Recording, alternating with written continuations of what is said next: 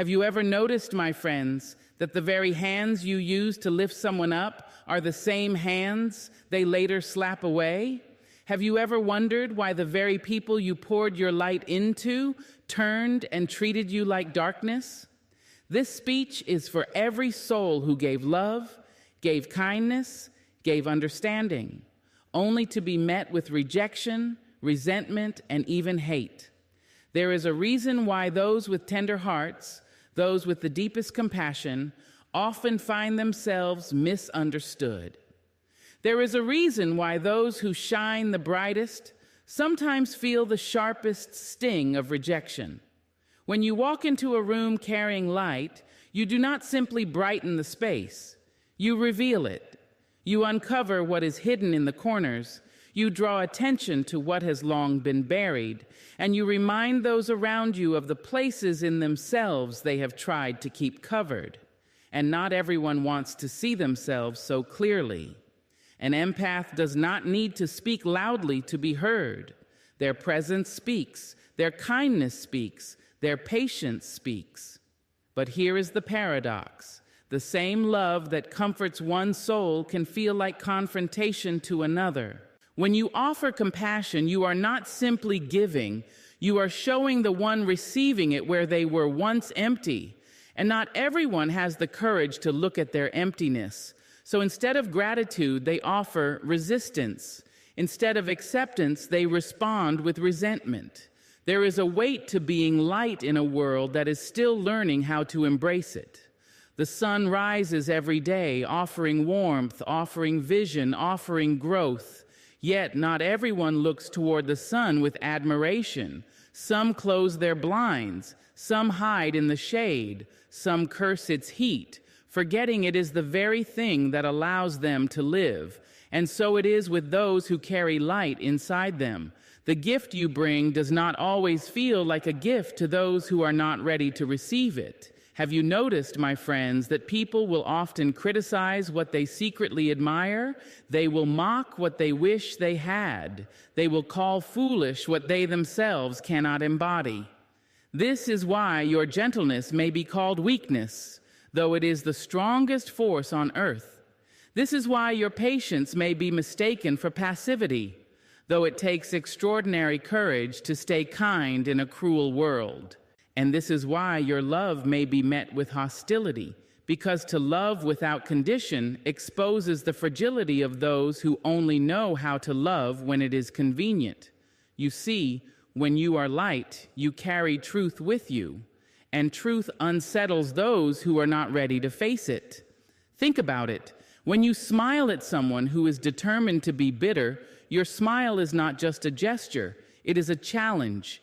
It challenges the story they are telling themselves that the world is cruel, that kindness no longer exists, that no one sees them. Your kindness shatters their illusion, and though that should be a blessing, sometimes it feels like an attack. When you forgive quickly, you confuse those who hold grudges like trophies. When you choose peace, you frustrate those who thrive on chaos. When you decide to heal, you irritate those who prefer to stay broken. Your very existence, your very being, becomes a contradiction to the way they have chosen to live. And instead of learning from you, instead of being softened by your example, some will decide it is easier to despise you, easier to project their discomfort onto you than to face themselves. Do not think for a moment that it is your fault. It is not your light that is the problem. It is their unwillingness to open their eyes. Light does not ask permission to shine. The stars do not apologize for glowing in the night. The candle does not beg to be accepted by the darkness. And you, dear empath, must never shrink yourself to make others comfortable. There will always be those who love your presence, who feel at home in your light, who grow stronger because of it. They will sit in your warmth and be grateful, but there will also be those who curse the very same warmth because it reveals the chill in their own spirit. Both responses have nothing to do with your worth and everything to do with their readiness. Understand this. People do not always hate you for what you've done. Sometimes they hate you for what you remind them of. You remind them of their neglected dreams. You remind them of their forgotten tenderness. You remind them of the places they gave up too soon. And rather than rise to meet that reminder, some will choose to reject the messenger. It has always been this way. Throughout history, light bearers have been resisted, not because they were wrong, but because they were too right, too real, too impossible to ignore. The truth is, carrying light will cost you. It will cost you misunderstandings. It will cost you friendships. It will cost you the comfort of being liked by everyone. But what it gives you is far greater. It gives you authenticity. It gives you peace. It gives you the unshakable freedom of knowing that you live true to yourself, even if others could not see it. And so I say to you, do not dim. Do not twist yourself into a shadow just because others are not ready for your brilliance. If your light unsettles them, let it unsettle. If your kindness confuses them, let it confuse. If your love offends them, let it offend. For your task is not to be accepted, but to be authentic. Your task is not to make everyone comfortable, but to make sure that you yourself are whole. There is a weight to carrying light, yes, but there is also a glory to it. The kind of glory that does not need applause, does not need approval, does not need permission. It is the quiet glory of knowing that even if they hate you for it, you are still shining, and no amount of resentment can put out a flame that was divinely lit. There is a wound only givers know. It is not the wound of loss, nor the wound of betrayal, though both may be part of it. It is a quieter ache, one that rests deep in the heart of those who pour out more than they ever take in. It is the wound of the open hand, the wound of generosity, the wound of the soul that gives until it trembles. And when the hand that was once extended in kindness is pushed away, when the heart that once offered itself freely is met with suspicion or scorn, that wound deepens. Those who give without measure, those who open their hearts wide, often find themselves carrying pain no one sees, because to the world, they look strong, they look steady, they look like endless fountains of love, like wells that never run dry. People forget that even rivers must be fed by rain. They forget that even the strongest tree bends under the storm. They forget that even the giver bleeds. Have you noticed that the one who always shows up for others is often the one who receives the least when they themselves are in need? The one who carries everyone else is often the one left alone when their knees buckle. The giver's wound is born in these moments, not from the act of giving itself, but from the imbalance that follows it. You see, to give is divine, but to give endlessly without being received, without being valued, without being cherished, is to carry a cross in silence. People will tell you to stop giving so much. They will tell you to close your hand, to guard your heart, to protect yourself from being taken advantage of. But what they do not understand is that for the giver, to stop giving feels like a kind of death, because generosity is not just what you do, it is who you are. And so even when the world does not return the kindness, even when gratitude is replaced with resentment, even when love is answered with indifference, the giver continues. But every unreciprocated offering leaves a scar. Every unacknowledged sacrifice leaves a mark. And together, these marks form the giver's wound. It is not easy to live with such a wound, to walk into relationships where your love is taken but not honored, to raise others up only to watch them forget who lifted them, to invest in souls who later rewrite the story, erasing your contribution, pretending they built themselves. You carry these experiences in your body, even when you try to forget them. And yet, somehow, the giver still gives. Why is that? Because givers understand something most people do not. They know that withholding love does not heal wounds, it only multiplies them. They know that bitterness may protect you from pain, but it also robs you of joy. So they continue to pour out, not because others deserve it, but because love is their language, compassion is their nature, generosity is their identity. But here is the danger. When the giver's wound is not acknowledged, when it is not healed, it can harden the heart. It can make even the most tender soul question their worth. It can make them believe that something is wrong with them, that perhaps their love is too much, their kindness too naive, their devotion too foolish. And once that lie takes root, it begins to eat away at the very light that makes them who they are. If you have ever loved someone who could not receive you, if you have ever poured into a heart that treated your love like a burden, then you know this wound. You know the silent questioning late at night when you ask yourself why you keep giving to people who do not know how to love you back. You know the ache of realizing that your loyalty has been mistaken for weakness. You know the pain of realizing that your love, so freely given, has become a mirror that makes others uncomfortable. But let me tell you something. Your wound is not proof that you are broken. Your wound is proof that you have loved.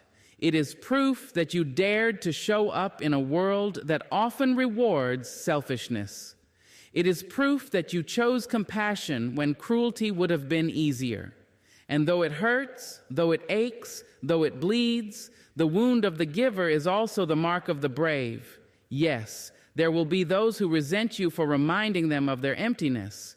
Yes, there will be those who reject you because your love feels like exposure. And yes, there will be those who forget all that you poured into them, choosing pride over gratitude. But none of this erases the truth of who you are.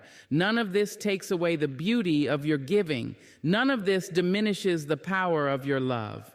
You must remember this. The wound of the giver can also become the well of the healer, because in the cracks of your own heart, compassion deepens. In the tears you have shed, wisdom grows. In the loneliness you have carried, empathy expands. You become not only someone who gives, but someone who understands. Someone who sees pain in others because you have carried your own. Someone who offers love not out of abundance, but out of courage. So when the world tries to convince you that your giving is weakness, stand tall in the knowledge that it takes more strength to give than it does to withhold. When people try to take your open hand for granted, remember that your hand is not open for their approval. It is open because you refuse to live closed. And when the wound feels too heavy to bear, remind yourself that scars are not signs of failure, but signs of survival. They show that you loved, you risked, you offered yourself to the world, and though it hurt, you are still here. The giver's wound is real, but so is the giver's resilience. You may be misunderstood. You may be unappreciated. You may even be despised. But do not let the world trick you into believing that giving was your mistake. No, your mistake would have been to withhold, to harden, to close yourself off. Your wound is not the end of your story. It is the beginning of a deeper one, where love becomes not just what you give, but who you are, unshaken, unbroken, unstoppable. There is a fear that runs deeper than failure, deeper than rejection, deeper even than loss.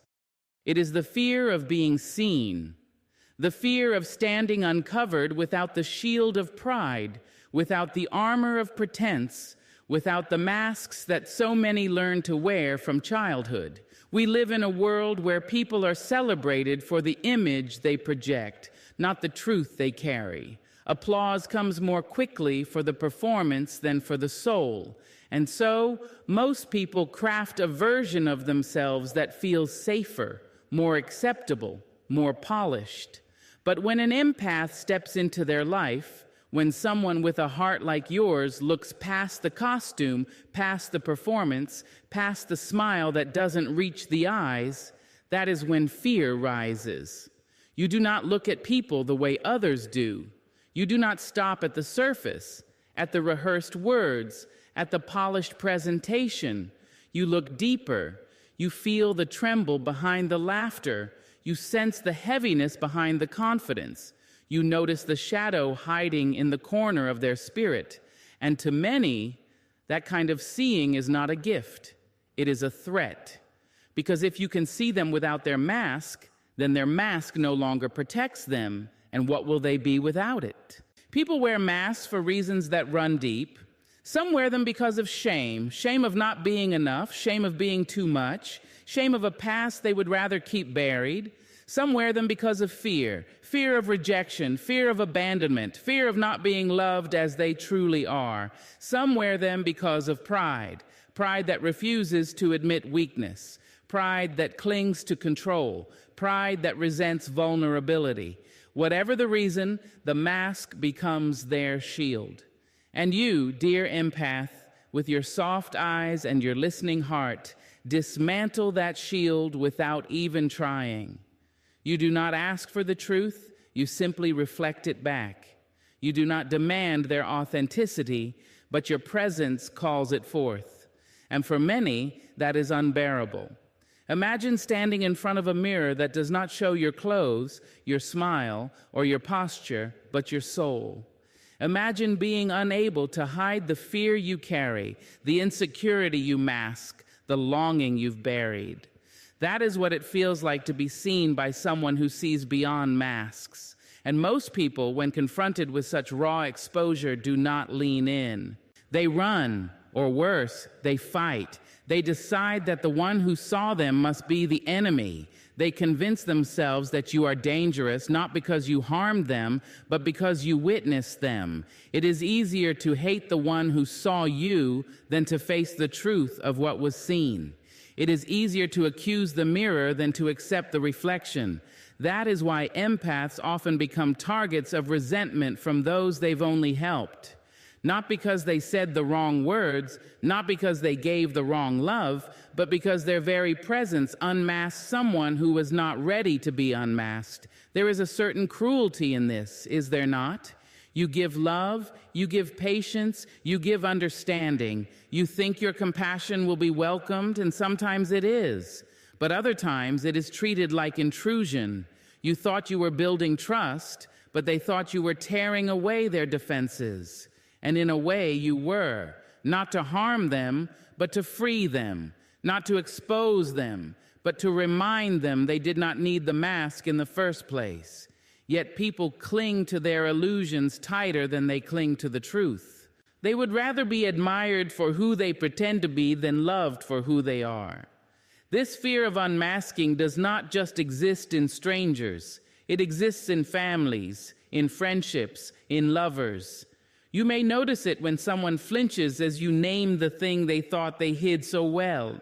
You may notice it when a partner pulls away, not because you hurt them, but because you touched a wound they had never admitted even to themselves. You may notice it when a friend suddenly grows distant, not because you betrayed them, but because your loyalty reminded them of how disloyal they've been to their own heart. Again and again, you will see it, the way people choose masks over truth, performance over authenticity, denial over acceptance. And yet, even as this wound cuts, there is beauty in it. Because to see beyond the mask is to hold power, but it is not the power of control. It is the power of truth. You remind people, even if they resent you for it, that they are more than their performance. You remind them that someone, somewhere, can see past the lies they tell themselves and still choose to love them. Even when they reject that love, even when they run from it, the memory of being seen will remain with them. And one day, perhaps long after you are gone, they may finally find the courage to take off the mask and stand as they are. But you, the one who sees, must also protect your own heart. For the fear of unmasking can turn into hostility, and you must not mistake that hostility for truth. Their anger is not evidence that you are wrong. Their rejection is not proof that your love was misplaced. Their discomfort is not a reflection of your worth. It is only a reflection of the depth of the mask they have chosen to wear. Do not let their fear convince you to stop seeing. Do not let their resentment persuade you to stop loving. Do not let their masks make you put on one of your own, because the world needs eyes that see past illusions. The world needs hearts that refuse to be fooled by the glitter of performance. The world needs souls who can hold the trembling truth of another without judgment, without fear, without retreat. Yes, there will be times when your sight will cost you, times when people will call your love a burden, your honesty an attack, your presence an intrusion. But remember this, masks may protect people from being seen, but they also prevent people from being loved. And if your presence ever threatened a mask, then know this, you were not the enemy. You were the reminder that they could be loved without it. There is a language more powerful than words, a truth sharper than arguments, a presence louder than the voice itself. It is silence. Not the silence of avoidance, not the silence of fear, but the silence of strength. The kind of silence that does not beg to be understood, does not scramble to explain, does not wrestle for validation. It is the silence of the empath, the one who has learned that stillness can be the most unshakable mirror of all. You see, when the world shouts, most people shout back. When someone hurls an insult, most rush to defend. When anger rises, anger is usually returned. But the empath does not play this game. They stand quietly, calmly, not because they are weak, not because they are passive, but because they know the power of reflection. They know that to answer fire with fire is to lose yourself in smoke. They know that to fight for the last word is to trade dignity for noise. And so they stay silent. And in that silence, truth echoes. There is something terrifying about being faced with silence. For those who thrive on chaos, silence exposes the futility of their noise. For those who build power through manipulation, silence dissolves their grip. For those who rely on guilt, on shouting, on twisting, silence becomes unbearable. Because silence holds up a mirror, and in that mirror, people see themselves more clearly than they ever wanted to. They see their anger reflected back without excuse. They see their cruelty returned without disguise. They see their emptiness echo back louder than any argument could ever make it. And so they turn their frustration on the one who stood silent. Have you noticed this? That when you choose not to fight, people sometimes grow angrier? That when you do not explain yourself, they accuse you more fiercely? That when you do not respond, they fill the silence with their own insecurities? This is the silent mirror at work.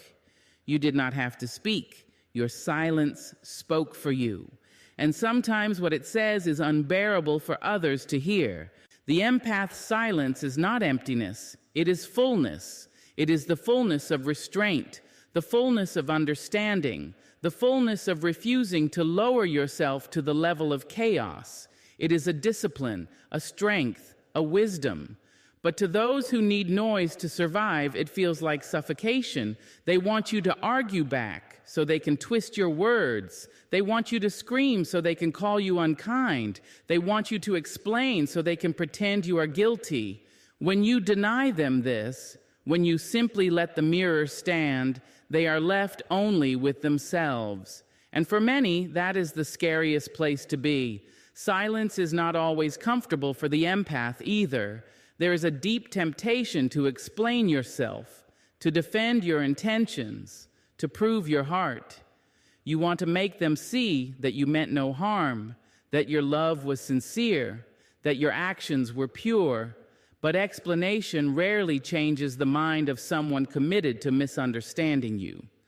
In fact, explanation often becomes the rope they use to tie you tighter.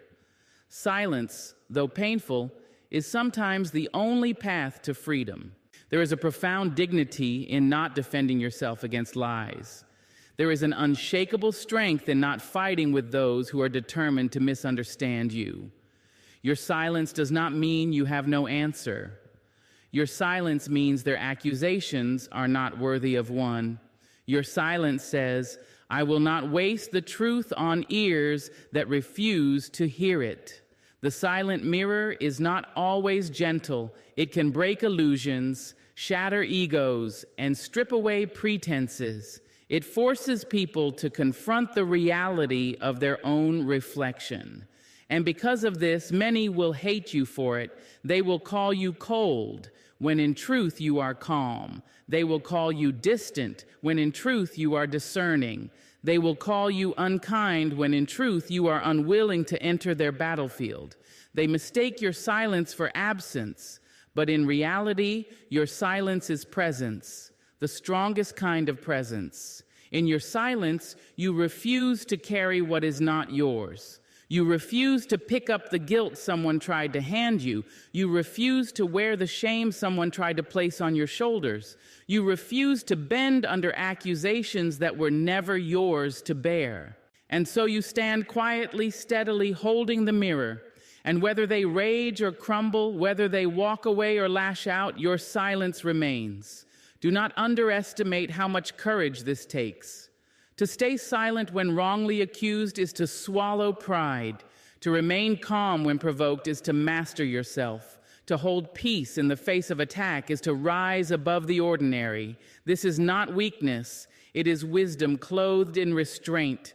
And though it may hurt in the moment, though it may feel like injustice, it protects the integrity of your spirit. Those who hate you for your silence do not hate you at all. They hate the reflection. They hate that their manipulation no longer works. They hate that their anger no longer controls you. They hate that their words bounce back to them without effect. You have broken the cycle, and in breaking it, you have taken their power away. There is a strange beauty in this, because silence not only protects you, it transforms you. It teaches you patience. It deepens your discernment. It roots you in strength. It allows you to see more clearly who people really are when they cannot provoke you into becoming who they want you to be. And in that clarity, you find peace. Yes, silence may cost you. It may cost you relationships built on misunderstanding. It may cost you the approval of those who needed your constant defense to feel secure. It may cost you the comfort of being seen as agreeable. But silence also saves you. It saves you from endless battles. It saves you from wasted energy. It saves you from being defined by the lies of others. And most of all, it saves the purity of your heart. The mirror of silence will always be uncomfortable for those unwilling to face themselves, but it will always be freedom for you. Freedom from noise, freedom from chaos, freedom from the endless cycle of proving and defending. And though they may hate you for it, though they may resent the mirror you hold, remember this: you are not responsible for how they react to their reflection. You are responsible only for holding the mirror steady. Life has a way of choosing its teachers, and sometimes it chooses them from the least likely places. Not from classrooms, not from pulpits, not from stages, but from ordinary souls who carry extraordinary hearts. And empaths, whether they want the role or not, often become teachers. They never set out to be. They never signed up for it. But by the way they live, by the way they love, by the way they forgive, they become lessons walking in human form. And this is where the wound is born, because not every student loves their teacher. You see, when you choose compassion over bitterness, when you choose forgiveness over revenge, when you choose patience over anger, you are teaching. You are teaching that there is another way to live. You are teaching that cruelty is not inevitable, that love is still possible, that kindness has not vanished from the earth. And while some will be grateful for these lessons, others will despise you for them, not because the lessons are false, but because they are true, not because you failed them, but because you succeeded in showing them what they did not want to see. Think about the child who resents the parent who told them the truth they didn't want to hear. Think about the friend who grows distant because your honesty pierced their illusions. Think about the lover who pushes you away because your love highlighted the places in them that were not yet healed. In all of these, you became a teacher, not through lectures, not through demands, but through your being. And they hated you for it. An unwanted teacher is the one who teaches by reflection. You show people the gap between who they are and who they could be. You show them the difference between their words and their actions. You show them the hypocrisy of what they preach and what they live. And that is never comfortable. Most people would rather remain unchallenged. They would rather live in the comfort of their illusions. And when you stand in their life as evidence that there is another way, you become a thorn in their pride. Empaths do not try to teach. They love. They forgive. They offer grace when none is deserved. They stand steady when chaos demands they fall apart. They choose truth even when lies are easier. And all of these things, though simple, become lessons, powerful lessons, lessons that can't be ignored, lessons that force others to see themselves clearly.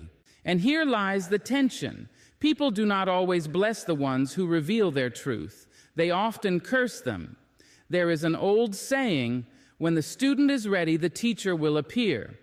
But what happens when the teacher appears and the student is not ready? What happens when the lesson knocks on the door of a heart too fearful to receive it? Rejection happens, resistance happens, anger happens. And the teacher becomes not a blessing, but a burden in their eyes. How many times have you given love only to be told you were too much? How many times have you forgiven only to be called naive? How many times have you held boundaries only to be painted as cold? These are not accusations of who you are. They are confessions of what your presence revealed. Your love exposed their fear of intimacy. Your forgiveness exposed their desire for vengeance. Your boundaries exposed their tendency to take advantage. And because of this, they place their resentment not on themselves, but on you. This is why so many empaths feel punished for their goodness, because the lessons they carry are not gentle, they are sharp. They cut through denial, they pierce through facades, they strip away the masks. And though in time those lessons may save lives, in the moment they feel unbearable to those who receive them. And so the empath is cast as the villain in stories where they were only ever the light. But here is the truth. Teachers are rarely loved in their time. They are rarely cherished while the lessons are still unfolding. More often they are misunderstood, dismissed, even despised. And yet, years later, those same lessons return in the hearts of their students. The same people who rejected you may one day repeat your words. The same ones who mocked your kindness may one day cling to kindness themselves. The same ones who cursed your presence may one day thank you in silence for the seed you planted.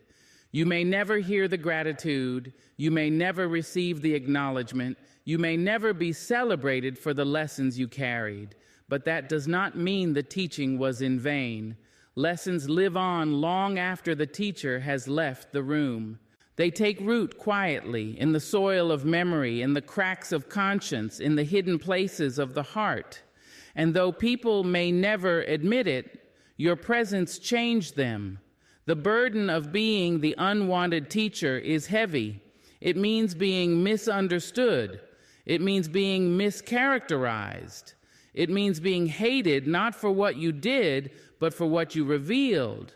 But it also means something else. It means you carry power, the kind of power that cannot be faked, the kind of power that is born not from dominance, but from authenticity, the kind of power that does not need applause to validate it. So when they resent you for the lessons your love carried, remember that resentment is part of learning. When they hate you for the truths your presence revealed, remember that hate is often the first step before acceptance. When they cast you aside for being the mirror they could not bear to face, remember that the mirror does not lose its value simply because someone refuses to look. You are not here to be liked by every student. You are not here to make every lesson easy to swallow. You are not here to water down your truth to make it more palatable. You are here to live authentically, and by doing so, to teach without trying. Whether they call you a burden or a blessing, whether they embrace you or reject you, the lesson remains. And in time, though they may never tell you, though they may never return to thank you, the lesson will rise. It will whisper to them in quiet moments. It will guide them when they least expect it. It will remind them that once in their life, they met someone who loved differently, forgave differently, lived differently, and that memory, whether they admit it or not, will change them forever. There is a fine line between being a support and becoming a crutch, between being a blessing and becoming a burden in someone else's eyes. Empaths know this line too well. They step into people's lives with open hearts, offering strength when others are weak, offering clarity when others are lost, offering comfort when others are broken. At first, it feels like salvation. At first, it feels like healing. But slowly, almost silently, something begins to shift. What began as gratitude turns into expectation. What began as appreciation turns into entitlement. And suddenly, the hand that once lifted them is the hand they resent for reminding them that they could not stand on their own. This is the shadow of dependency. It is not born from malice, but from need. It is not born from cruelty, but from fear. When people taste your strength, they begin to lean. When they feel your light, they begin to follow. When they know your compassion, they begin to rely. And while dependence can feel like intimacy, it can easily turn into a cage for them and for you. For them because they lose sight of their own power. For you because you become the reminder of their weakness. Have you ever noticed that the ones who leaned on you the hardest are sometimes the very ones who turn against you? The ones who asked for your help again and again are the ones who later say they never needed you at all? This is the shadow speaking. For in the beginning, dependency feels safe, it feels secure. But after a while, it begins to sting. Pride awakens, ego rises, and the one who once clung to you cannot bear the reflection you hold, that they did not walk alone, that they were carried. It is a strange cruelty, but also a familiar pattern. People do not want to remember the hands that lifted them. They want to tell stories of their strength, their independence, their victories. They want to say they built themselves, that they stood alone, that no one saved them, and in order to preserve this illusion, they erase you from their narrative, or worse, they paint you as the obstacle, the chain, the shadow they had to escape from. They call your loyalty suffocating, your love controlling, your help unnecessary. Not because these things were true, but because their pride could not bear to admit that you were part of their survival. Dependency has a way of twisting gratitude into resentment. At first, they cling to you like a lifeline. They call you their anchor, their guide, their safe place. They say they could not do it without you, but as soon as they find their footing, as soon as they begin to breathe on their own again, they look back and see not safety, but shame. Because your presence reminds them of their vulnerability, and vulnerability feels like weakness. And people would rather despise the reminder than face the truth of their fragility. The empath, of course, does not give to create dependence. They give because love is natural to them. They support because they cannot watch another soul drown. They carry because they cannot bear to see someone fall. But intentions do not matter in the shadow. What matters is perception, and when someone perceives themselves as weak, they will often attack the one who bore witness to that weakness. Not because you harmed them, but because you knew them when they were fragile. This is why so many empaths are betrayed by those they help the most. This is why the deepest wounds often come from the ones who leaned on you the longest. Because love is not always remembered the way it was given. Sometimes it is rewritten. Sometimes it is distorted. Sometimes it is turned into a weapon against the one who gave it. And yet, even knowing this, the empath continues to give, because withholding love is a greater pain than watching it be misunderstood. The shadow of dependency teaches a harsh truth. Not everyone can receive help without resentment. Not everyone can accept love without twisting it. Not everyone can be carried without later despising the one who carried them. And yet, even in this truth, there is beauty, because your role was never to be celebrated, it was to serve. Your purpose was never to be remembered, it was to love. And though they may curse the shadow, though they may despise the reminder, the fact remains, without you, they would not have made it through. You must learn, however, to see the shadow for what it is. Do not internalize their resentment as proof of your failure. Do not believe their rewriting of the story. Do not carry the burden of their shame as if it belonged to you. It does not. The shadow of dependency is not your shadow. It is theirs, and it will follow them long after they leave you. They may deny you, they may despise you, but they cannot erase the truth. You stood for them when they could not stand for themselves. There is a kind of sacred loneliness in this path, to be the helper who is hated, to be the healer who is abandoned, to be the supporter who is erased. But that loneliness is also freedom. Because once you accept that not everyone will honor the love you give, you no longer need their honor. You give because it is who you are. You love because it is your nature. You serve because it is your soul. And no shadow can change that.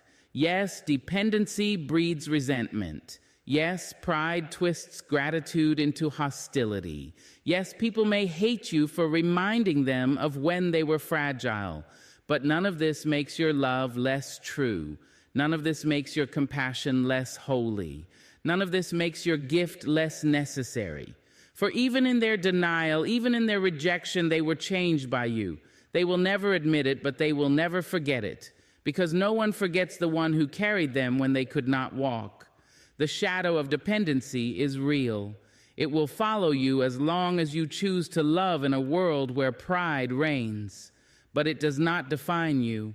It does not stain your giving.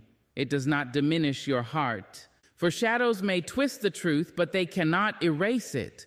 And the truth is this: you gave, you loved, you carried. And though they may hate you for it, though they may rewrite the story to exclude you, you will always know you were the light in their darkness, the strength in their weakness, the bridge in their crossing, and no shadow